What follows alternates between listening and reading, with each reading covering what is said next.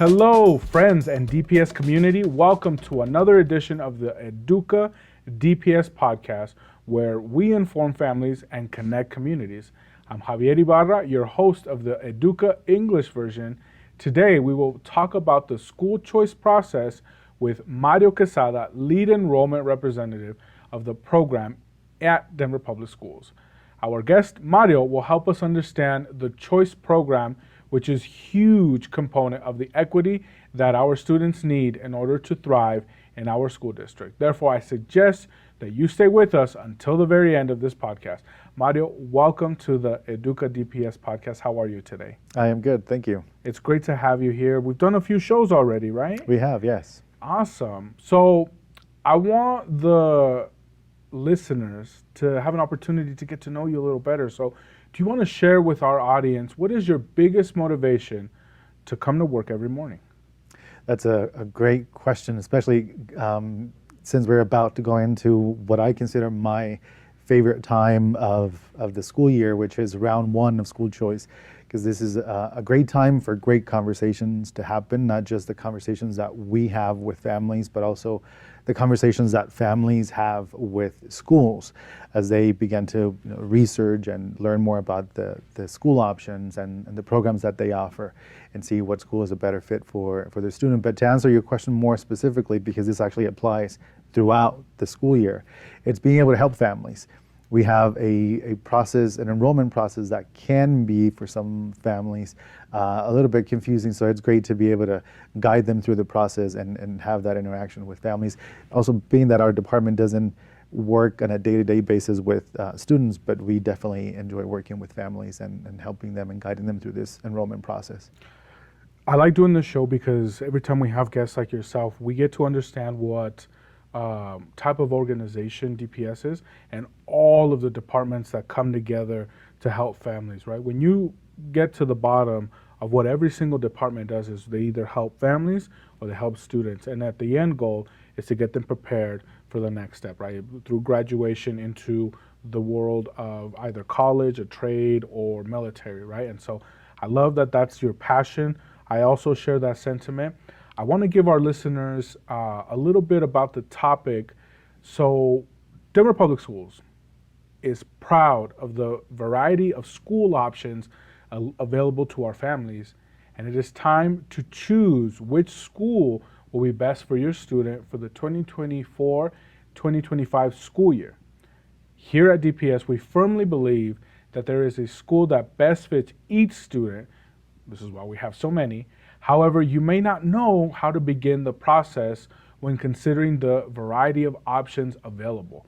Today, we will also learn the important dates and if there are any changes about this important process, right? Keep in mind, what happened last year could not be the same thing that happens this year. So to start us off, can you tell us what is school choice?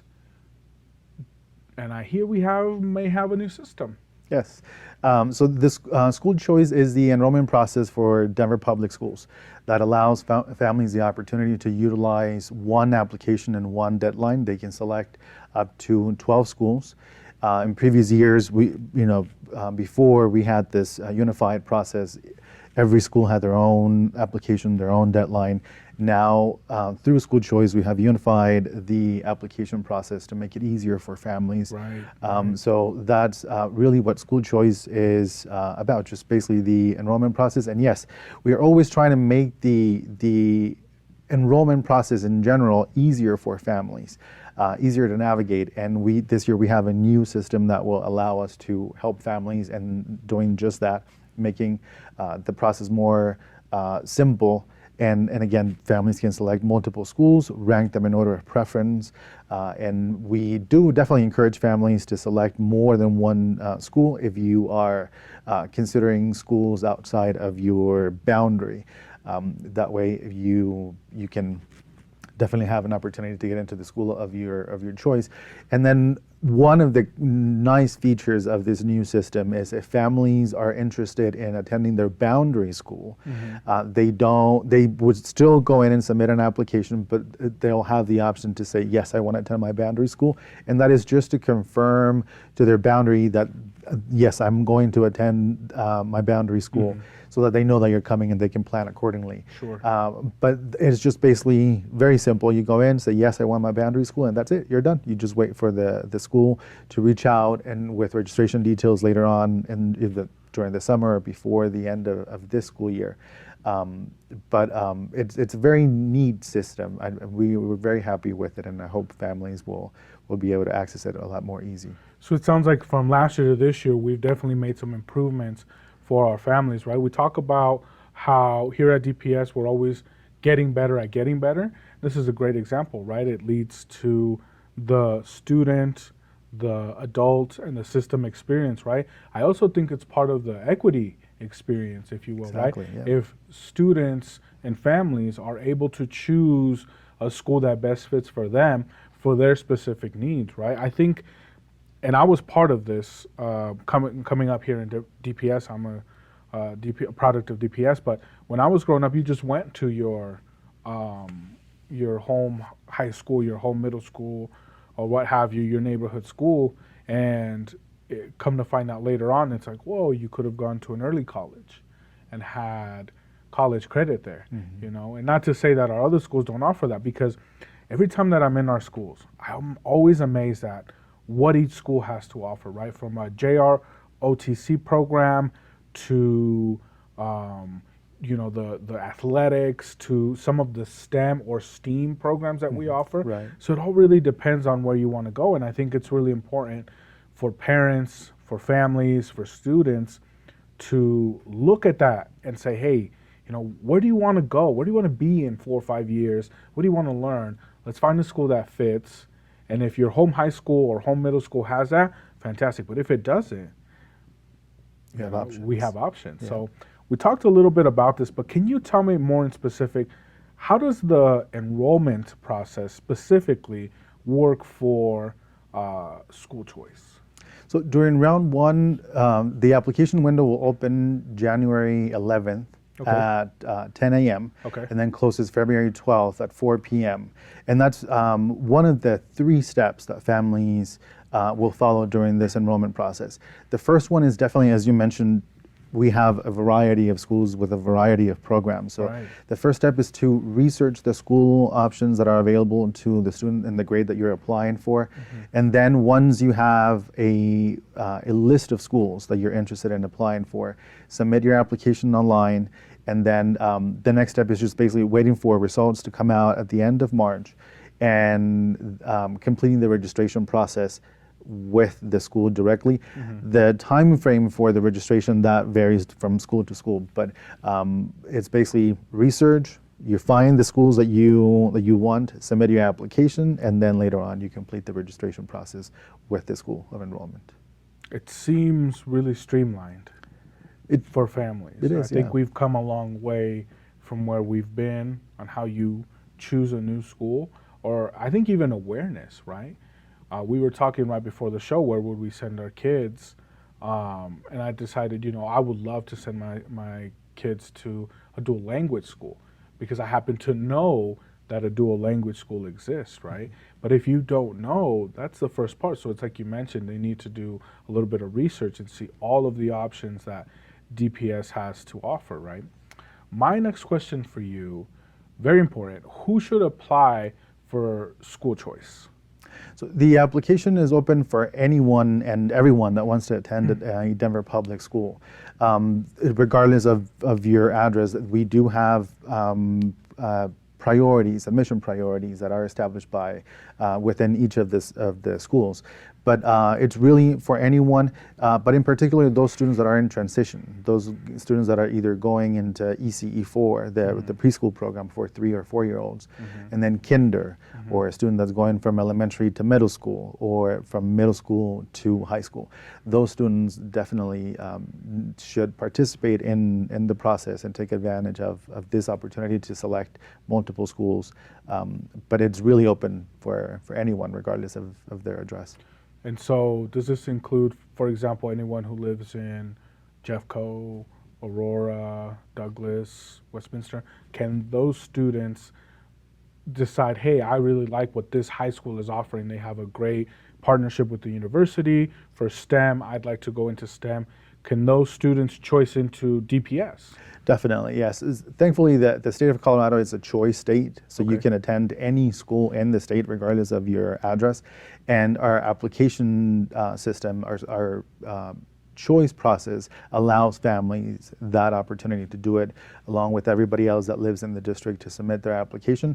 Like I said, there are priorities that are come into play when enrolling or accepting students, but definitely the best chance for families to get into their most preferred school, even if you live outside the district, it is to submit an application during round one.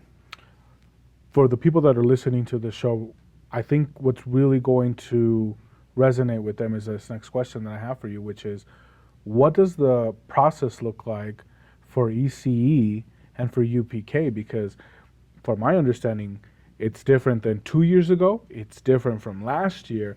And so what does that look like for our incoming families that are going to schools for the very first time? Yes, that is actually one of the new updates we have, which is a great opportunity for families. The Universal Preschool Program team with the Department of Education has allowed DPS to take applications and use our system, our application system and lottery system for to assign seats in the ECE4 program. Yes. Last year, families had to go directly with UPK, and UPK would be the one assigning the seats. This year will be, during round one, this year will be through the school choice system. So families just need to go to our website and submit the application there, select the schools they prefer. And this is really, as I mentioned, because it is only for round one, this is really when families will have a better chance to get a seat in ECE4. After round one, whatever seats are left, then UPK will take over and families will need to go directly with and submit the application through UPK.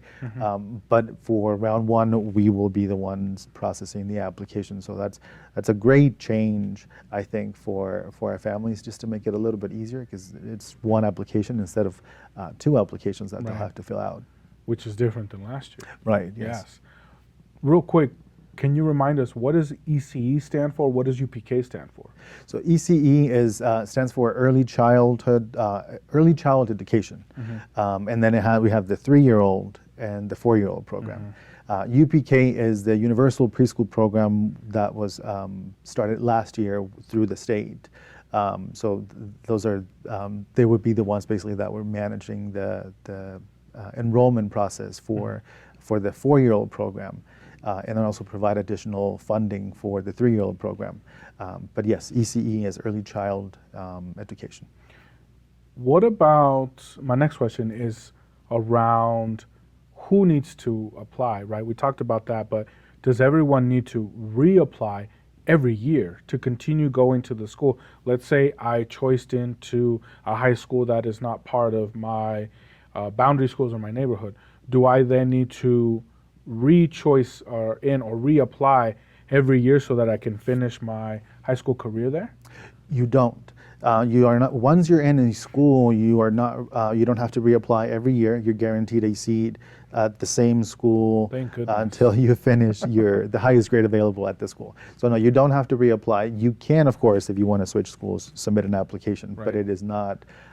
It is not required unless you are going to transition to a higher, another school, another grade.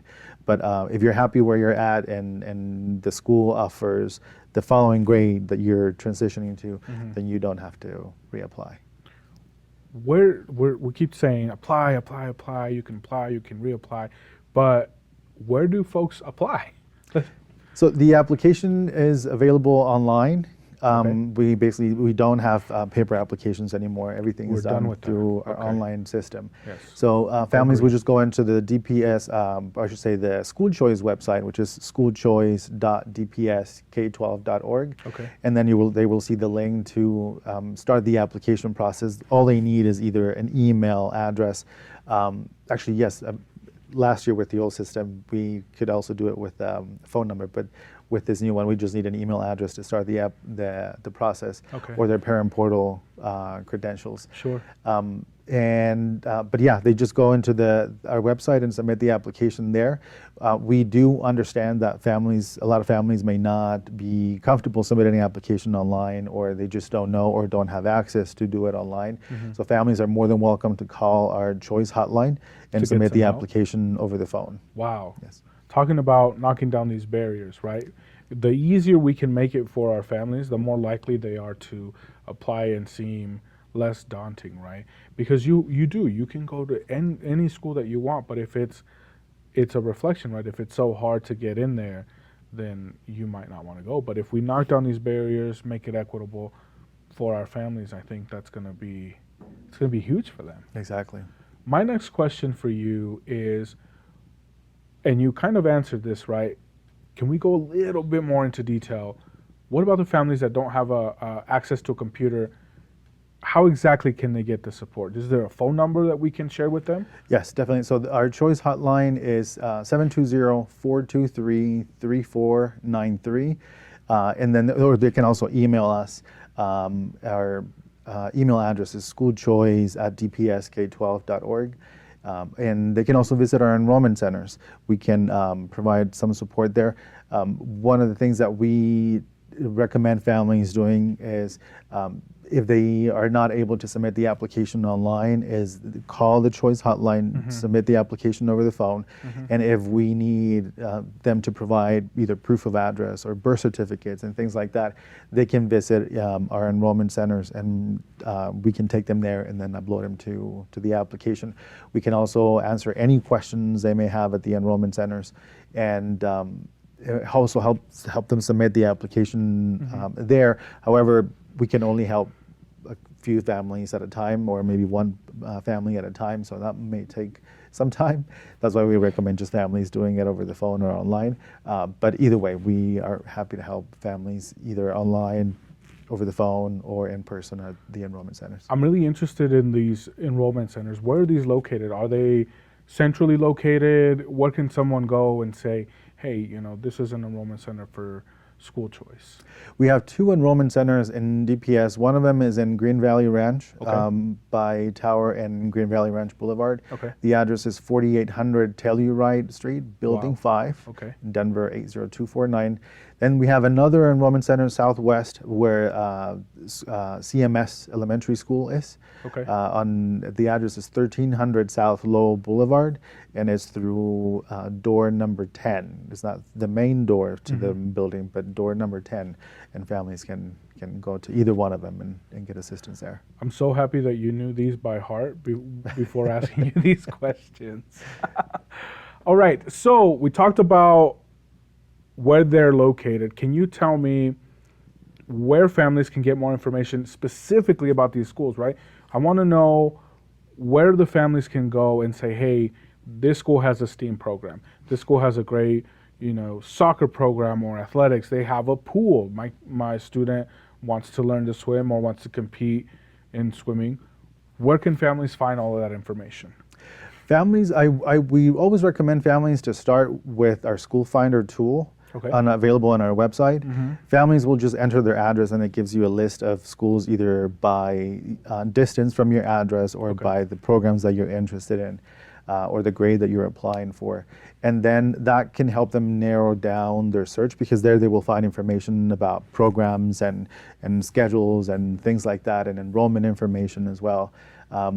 But once families narrow down their list, we always encourage families to reach out to the schools directly, see if they have any open houses or any tours that they are offering during this time, especially during this time, so families can get a feel, not just learning about the programs that they offer, but just get a feel for the culture that once you're in the building. Which is important. Yeah, exactly. Yes, absolutely. So yeah, School Finder, our enrollment guides, or going directly to the schools and getting information from them. Over the break, I was watching this particular show, and I won't mention the show name because we don't promote things here, but the message here was most places offer the same amount of things or same services, right? And that really applies to the schools, right? Most schools in fact, all schools are going to offer you an education, right? The difference here is the people in the building, the programs that are being offered. And how do you know that if you don't do your research? How do you know that if you don't meet or go to the open nights and see the school leaders, get a feel for the school? Like, you know, when you walk into a building, you're like, I like this. There's a good vibe here. Exactly. I think people need to start feeling out the vibes a little more. Exactly, and especially during this time, schools are more than welcome to provide families with any assistance in getting to know their schools. So this is really the best time for families to go in there and visit the schools. After a family applies for the first round, which is where we're at right now, when will they hear back about the results? Results are typically sent out at the end of March. They'll get an email notification with the results, letting them know what school they were accepted, or if they were waitlisted at any or whichever school they were waitlisted for, if that was the case. For the families that applied in person or through the phone, how do they get notified? They will also, because once they call our hotline or they visit our enrollment center, we submit the application online for them, so that we will get their email address, and then that's how they'll get the And so results it's at all the end. automated. Yes. Mhm. That's good. That way people can get their results quickly. Yeah, exactly. What happens if a student is not assigned to their school for first choice, right? Let's say I really want to go to XYZ school and I didn't get in. What happens then? So if families don't get accepted into one of the schools that they're applying for, they'll be on a wait list. And when we think of a wait list, we're like, okay, I didn't get in, and you obviously you can get disappointed. But Right. we see a lot of movement happen on the wait list from the time results are sent out through the beginning of the school year. So just because you didn't get in through round one doesn't mean you're not getting in. It means you may have to wait a little bit and Sure. see if there is enough movement on the wait list for schools to be able to begin offering seats and accept students from there. But that's just basically it. You just wait for a seat to become available, and once it does, and if it does, then you'll get an email or a call.